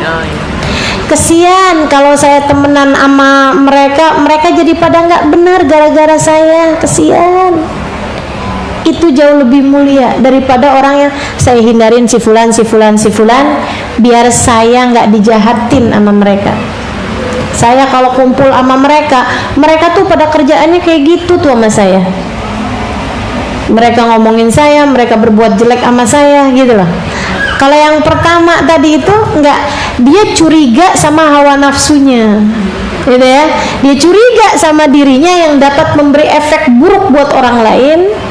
Tapi yang kedua, dia ngerasa dia yang baik, orang lain yang bisa berbuat buruk kepada dia. Ngerti nggak sekarang? Masih belum ngerti juga, nggak tahu saya jelasin gimana. Ngerti ya? Nah itu, jadi gitu teman-teman sekalian. Beruzlahlah, maksudnya nggak usah banyak-banyak temenan gitu kan ya, beruzlah, apaan nggak usah, apalagi kalau kita ngerasa bahwa kesian orang lain kalau sama saya, nanti saya ajakin ngomongin orang, saya ajakin ini itu, dan mendingan dah saya sendirian aja, mendingan jadi orang nggak ada yang kesel sama saya, nggak ada yang sama saya gitu. Assalamualaikum saudara yang saya sayangi karena Allah, saya ingin bertanya, bolehkah wanita haid ikut ziarah kubur? Apa hukumnya? Boleh, asal tidak ziarah di dalam masjid gitu ya, karena sebagian makom itu adanya di dalam masjid. Salah satunya makomnya baginda kita Nabi besar Muhammad alaihissalam adanya di dalam Masjid Nabawi. Karenanya kalau orang perempuan sedang haid nggak bisa masuk, karena kan makom beliau berada di dalam masjid. Ziarah dalam nggak bisa teman-teman sekalian itu. Sama yang keduanya adalah di saat dia berziarah itu jangan membaca ayat Al-Quran, ganti aja dengan dikiran-dikiran atau ayat Quran yang biasa dijadikan zikir, nggak apa-apa, kayak kul a'udzu birabbil falaq, kul a'udzu birabbin nas yang ada di dalam tahlil, nah itu nggak apa-apa gitu ya. Tapi kalau baca Yasin, hadiahnya Yasinnya buat yang sudah meninggal dunia, nah itu nggak bisa baca, ganti aja sama zikiran yang lain. Jadi orang yang haid boleh ziarah dengan dua syarat tersebut. Yang pertama, makomnya tidak berada di dalam masjid. Yang kedua, ya, tidak boleh membaca Al-Quran. Assalamualaikum warahmatullahi wabarakatuh. Saudara yang kucintai dan kusayangi, bagaimana hukum cicil emas atau gadai emas di bank syariat? Gadai emas nggak apa-apa, nggak apa-apa kalau gadai emas, nanti dijual di harga di waktu yang dia jatuh temponya, dihargai sesuai dengan waktu yang dia jatuh temponya dan dia belum bisa bayar. Kemudian kalau cicil emas ini yang nggak boleh, karena emas itu kalau jual harus kontan, karena harganya yang naik turunnya cepat, karenanya jual emas harus kontan. Kemudian yang kedua, bagaimana hukum kerja di bank syariat yang di dalamnya target atau produk cicilan dan gadai emas tadi ini? Ya sama dengan bank-bank yang lain ya. Kalau dia ada nilai ribanya, berarti hukumnya itu pekerjaan yang banyak syubhatnya, menghindarinya jauh lebih baik. Gitu ya, menghindarinya jauh lebih baik. Kerja yang lain-lain aja kan banyak tuh yang udah jelas-jelasan tidak ada berbau-bau syubhatnya gitu. Ustazah nggak haram, Ustazah nggak, bukan sampai haram. Lain dengan kerja di pabrik minuman keras, dia nggak jual produk lain kecuali minuman keras. Apa hukum kerja di sana? Haram. Gitu teman-teman sekalian. Tapi kalau di bank ada banyak loh transaksi bank perbankan itu yang enggak haram. Transfer kan enggak haram. Orang bayar ini bayar itu kan di bank tuh enggak haram teman-teman sekalian. Turunnya dana pensiun, turunnya gajian-gajian kan banyak di bank juga ya. Nah itu kalau kemudian menggunakan bank untuk hal-hal yang seperti itu kan halal. Berarti kalau dia dapat uang itu kan nggak melulu dari urusan dia kerja yang ada bunganya gitu ya. Karena yang kemudian apa hukumnya? Bukan haram tapi syubhat. Syubhat itu adalah sesuatu hal yang ada halalnya, ada haramnya. Saya galau Ustazah, pengen resign, mohon penjelasannya Ustazah. Iya resign aja. Iya benar, daripada syubhat kamu nggak punya hidup yang lain. Kamu nggak punya cadangan hidup yang lain selain sekarang di dunia ini. Kalau nggak hidup yang di dunia ini kamu gunakan, kamu pakai, kamu kerjakan dengan cara yang benar, mau hidup yang mana lagi yang akan kamu benahi? Jadi kalau kamu udah tahu, udah saya bilangin misalnya gitu, udah dibilangin sama para ulama, ada halal ada haramnya gitu. Saudara sekalian, uang yang kita dapat dari hasil kerja yang halal belum tentu nggak ada syubhatnya loh. Betul nggak? Belum tentu nggak ada syubhatnya. Saya jualan madu, belum tentu nggak ada syubhatnya, ya kan begitu? Mungkin ada orang yang duitnya itu ketika beli madu itu tadi ngambil dari saku suaminya, dan saya kan nggak tahu gitu. Nah jatuh ke sayanya itu kan dia beli bukan pakai duit dia sendiri, kan begitu ya? Nah ini kan ada aja nilai syubhat dalam kita bertransaksi, padahal itu udah jelas-jelasan halal, bahkan sunnah. Madu itu kan minuman sunnah teman-teman sekalian. Segitunya aja nggak bebas dari syubhat, apalagi kalau pekerjaanmu udah jelas-jelasan ada haramnya gitu loh. Nah kamu mau punya hidup yang mana lagi untuk kamu benahi, untuk kita perbaiki, jika hidup yang sekarang tidak benar-benar kamu jalani dengan semestinya? Saya mau lebih hati-hati ntar kalau saya ada di kuburan. Nggak bisa. Yang sekarang ini yang perlu kamu hati-hati, gitu ya. Jadi saran saya, keluarlah dari sana. Nanti saya kerja apa Ustazah? Kalau kamu meninggalkan sesuatu karena Allah, Allah pasti akan bertanggung jawab memberikan kepadamu gantinya. Asal ninggalinnya karena Allah. Tinggalin dulu apa cari kerja dulu Ustazah yang lain? Tinggalin dulu. Karena Allah tuh seringkali, ini kalau kamu belum ninggalin, kamu cari kerja nggak dapet, percaya saya. Allah mau lihat kesungguh-sungguhanmu dulu soalnya. Tinggalin dulu, nanti Allah kasih gantinya. Assalamualaikum Ustazah, saya mau tanya, bagaimana cara hati ini biar istiqomah terjauhkan dari sifat iri, dengki, ghibah dan lain-lain?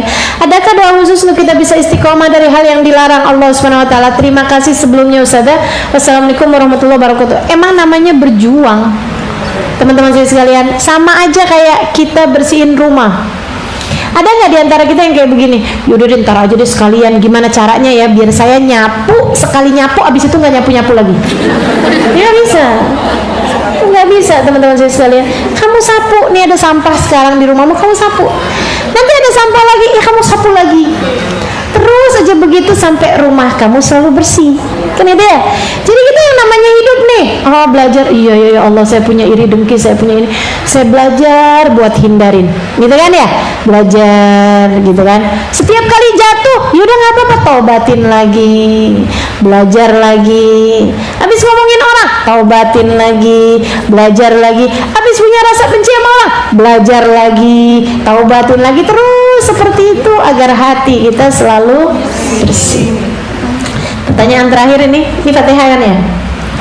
Pertanyaan terakhir ini ya. Assalamualaikum, apa hukumnya makan kepiting? Baik kepiting yang hitam ataupun kepiting yang merah. Rajungan beda sama kepiting. Rajungan halal karena ia hanya hidup di air. Rajungan, tahu ya? Rajungan hukumnya halal karena dia hanya hidup di air. Salah satu dari jenis ikan. Rajungan itu. Tapi kalau kepiting, itu salah satu dari jenis apa tuh namanya, barengan sama kodok, barengan sama apa yang suka nempel di dinding, apa namanya, bekicot. Nah, keong nggak apa-apa, keong itu hanya hidup di dalam air.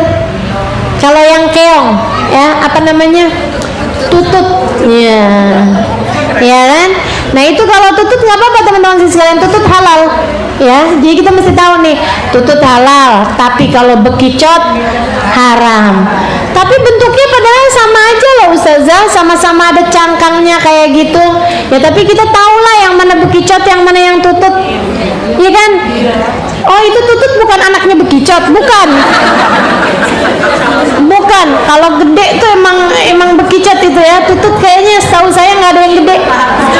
Sama tutut anak pahar tuh, bukan yang itu.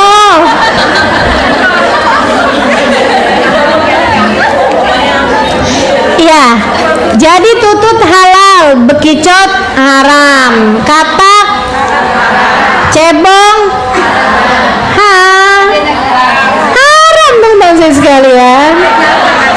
Cebong kan anaknya kodok. Ya Allah. Terus apa lagi tuh satunya tadi? Rajungan halal, kepiting.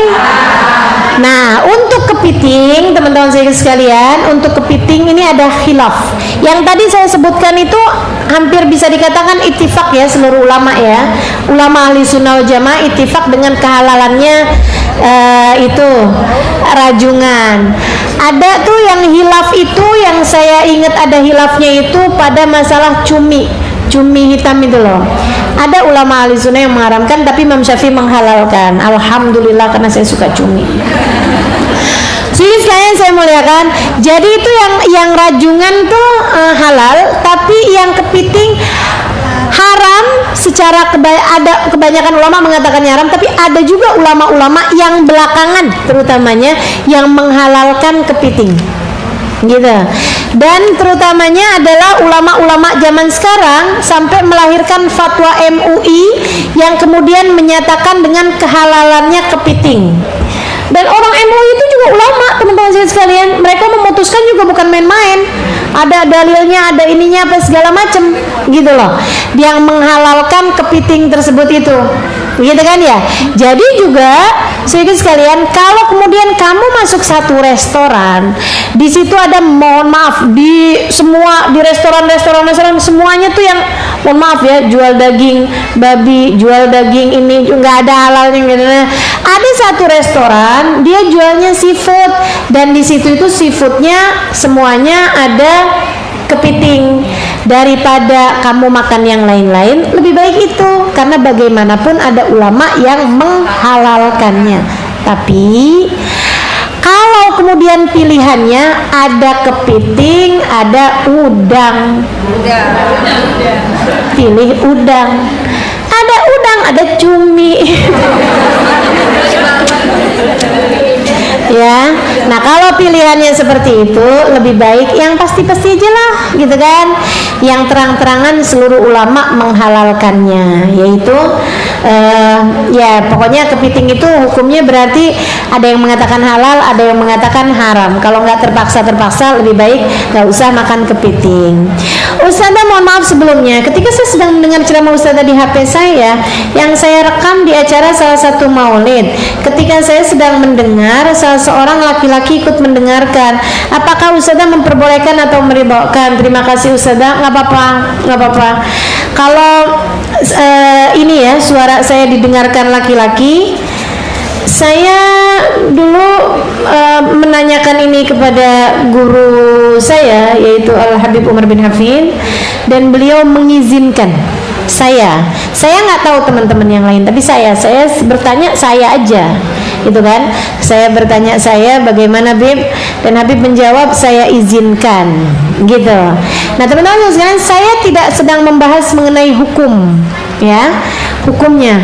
Kalau bicara tentang hukum, itu memang juga hukumnya secara mayoritasnya ulama ahli sunnah wal jamaah mengatakan bahwa suara perempuan bukan aurat, kecuali jika suaranya ya seperti itu, atau jika suaranya dapat menimbulkan fitnah. Maksudnya suaranya terlalu indah gitu ya, orang laki-laki kalau dengerin kayaknya bisa ngantuk, bisa berpikir nih orangnya kayak apa nih, ini pasti cantik banget nih, kayak gitu. Nah kalau kemudian yang bisa menimbulkan fitnah, atau dianya sengaja melembut-lembutkan gitu kan, halo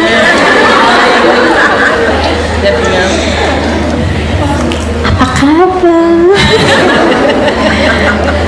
nah itu baru haram. Tapi kalau saya rasa saya kan tidak sedang mendayu-dayukan suara, saya hanya menyampaikan sesuatu sesuai dengan apa yang saya pahami dari ilmu, insya Allah kemanfaatannya lebih banyak gitu ya. Sehingga sepertinya karena itu beliau mengizinkan saya untuk suara saya perdengarkan di radio ataupun di media-media lain, di YouTube ada, di internet ada, di Instagram ada pula gitu ya. Tujuannya adalah untuk menyebarkan kebaikan kepada lebih banyak orang gitu. Insya Allah mudah-mudahan bisa bawa kemanfaatan buat semuanya insya Allah. Seperti itu teman-teman saya sekalian. Ustazah, tapi ada loh ustazah yang dengerin suara ustazah agak gimana gitu, kayaknya dia jadi ini, dia laki-laki ustazah, itu urusan dia. Saya nggak pernah niat untuk itu. Assalamualaikum ustazah yang saya sayangi, ini pertanyaan terakhir. Ustazah, kalau kita dapat uang syubhat dari mengajar ngaji, karena orang tua anak yang saya ajarkan kerjanya di bank, baiknya uang tersebut digunakan untuk apa ya Ustazah? Kan belum tentu haram semuanya juga. Jadi keluarkan yang kotornya dengan cara disedekahkan gitu ya.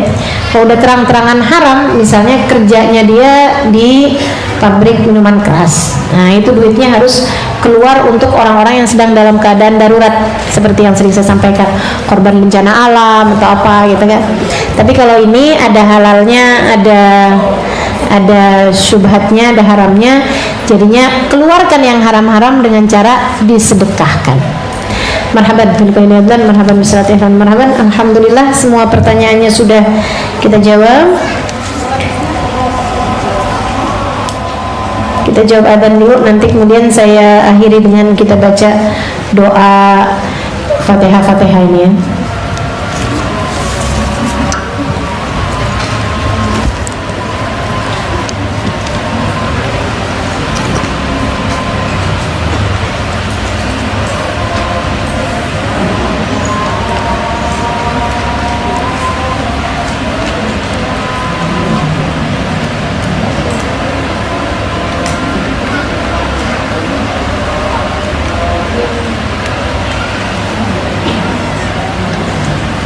La ilaha illallah, alhamdulillah rabbil alamin, Allahumma salli ala sayyidina Muhammadin wa ala ali sayyidina Muhammad.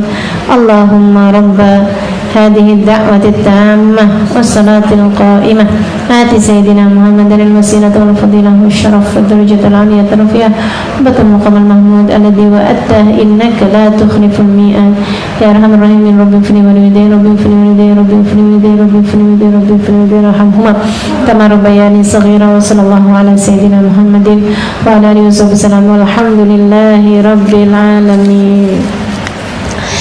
Assalamualaikum Ustazah yang kami sayangi, maaf pada ibu-ibu yang dua kami selalu salah pakai sendal. Sendalnya ada di depan ya, bisa ditukar kembali. Terima kasih Ustazah. Pengumuman itu ya. Bu, ada yang salah pakai sendal? Yang dipakai kebetulan sendalnya ponakan saya. Saya tahu kalau itu keliru karena yang ditinggalkan sendalnya mirip. Jadi mungkin keliru pakainya, gitu ya. Dan sendalnya ada di depan situ. Jadi nanti kalau yang berasa pas nyampe rumah, ini bukan sendal saya. Nah, itu sendalnya ada di depan. Assalamualaikum warahmatullahi wabarakatuh. Sedang dirahmati Allah, mohon doanya untuk jidah kami Syarifah Nur binti Abu Bakar Ali Drus yang meninggal tadi pagi di Probolinggo. Mudah-mudahan Allah jadikan kuburnya raudhah min riyadil jannah. Minta doa Ustazah untuk almarhum Bapak Ashari Nurdir bin Nurdin, Ashari Nurdir bin Nurdin, almarhum Ibu Yusmaniar binti Ismail dan almarhum anak Daniel Wijaksono bin Sukono. Assalamualaikum Ustazah, mohon doanya untuk kesembuhan adik saya Ali bin Abdurrahman Saleh. Mudah-mudahan disembuhkan yang meninggal dunia tadi ya, almarhum mudah-mudahan dibahagiakan dalam alam kuburnya. Assalamualaikum Ustazah, saya mau minta doanya buat adik saya yang sedang sakit dan saya juga minta doanya. Namanya siapa Mbak?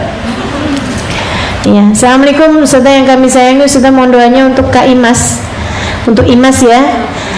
Imas teman saya tuh, sahabat saya yang sedang sakit, semoga sehat kembali. Terima kasih Ustazah. Mohon doanya untuk almarhum Bapak Karsa bin Haji Gomat, Bapak Talib bin Saleh. Kita doakan semua insyaallah, mudah-mudahan yang sakit-sakit biar cepat sehat, kembali dapat beraktivitas sebagaimana biasanya insyaallah, amin.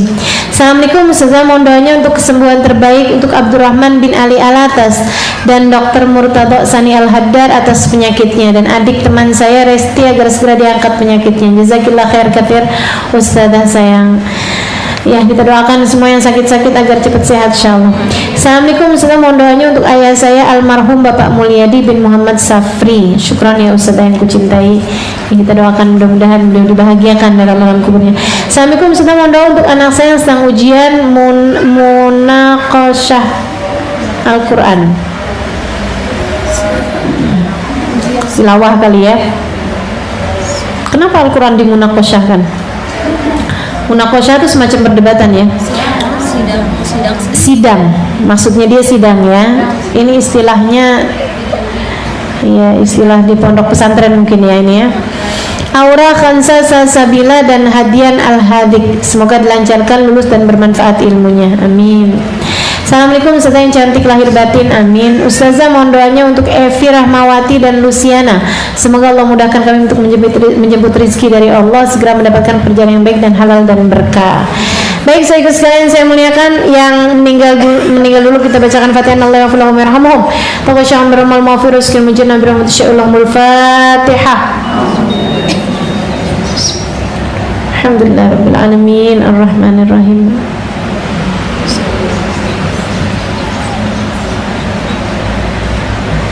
Allahumma ighfir lahum warhamhum wa'afihim wa'fu anhum wa akrim nuzulahum wa wasi' madkhalahum wa abdil kuburahum rawdatan min riyadil jinan birahmatika ya arhamar rahimin.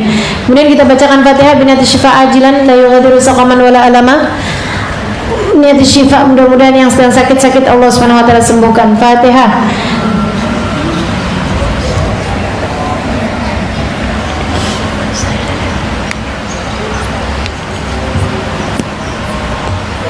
Allahumma rabban nas abhibil ba's ishfi anta syafi wa afi antal muafi shifaan la yughadiru saqaman wala alama. Sallallahu ala sayyidina Muhammadin wa ala alihi wa sahbihi wasallam walhamdulillahi rabbil alamin. Juga kita doakan nih buat yang pengen dikasih pekerjaan yang halal, kemudian juga buat hajat-hajatnya yang lagi anaknya mau pada ujian, juga untuk cucu keponakan saya yang baru lahir. si Khadijah Jaja ya udah melahirkan anak yang keduanya. Bahkan mudah-mudahan jadi anak yang soleha, panjang umurnya, sehat badannya, berkah kehidupannya, dijaga Allah Subhanahu wa taala dunia akhiratnya, dijadikan anak yang dapat menjadi kebanggaan kedua orang tuanya, dapat menjadi qurrat ain buat Nabi besar Muhammad sallallahu alaihi wasallam insyaallah. Juga untuk hajat-hajat kita semua, mudah-mudahan Allah Subhanahu wa taala kasih kemudahan. Bahkan saya juga mau safar nanti malam, doakan mudah-mudahan lancar semuanya sampai dapat kembali dengan selamat insyaallah. La hadiniyah bikuniyah salihah jami'ah syamilah hadratin Nabi Muhammad sallallahu alaihi wasallam. Al-Fatihah.